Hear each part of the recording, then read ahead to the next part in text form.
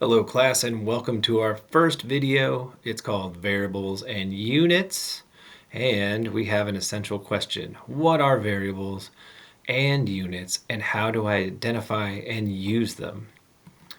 Variables.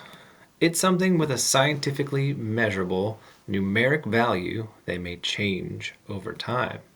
So we've got a table here. It says not variables and variables, and we're going to use some examples. So a dozen. Well, a dozen's not a variable because it doesn't change over time. It's always 12.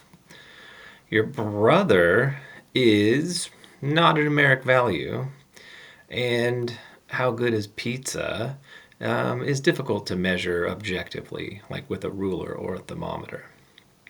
But height, speeds of cars, and how much money is in your wallet are all things that count as variables. Fundamental variables. These are variables that can be used to make all the other variables. Time, distance, mass, energy, charge, color, and spin are all used to measure the world, and then we can combine them together to make other variables like velocity or density or volume. And here are some pictures of variables. Charge has to do with the electrical charge of protons and electrons, and spin has to do with subatomic particles that you may learn about later on in theoretical physics. But you don't have to worry about that right now. Units. A number's unit is what gives it meaning and a size in the physical world. So it takes that number, which is abstract, for example, 6, and it lets you know 6 what?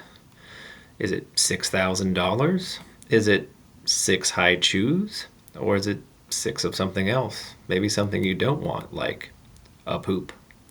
Units are really important for measuring, identifying, and tying your work to the real world.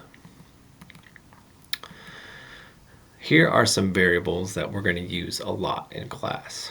We have time, with the symbol as a lowercase t, not an uppercase t. Mass, lowercase m. Energy, uppercase E.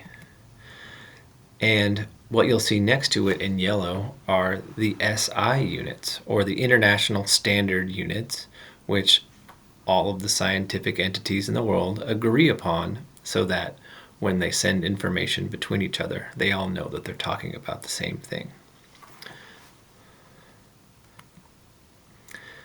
Variables can be converted or changed from one form to another, and we're going to talk about how to do this a little bit later on in the mathematics section.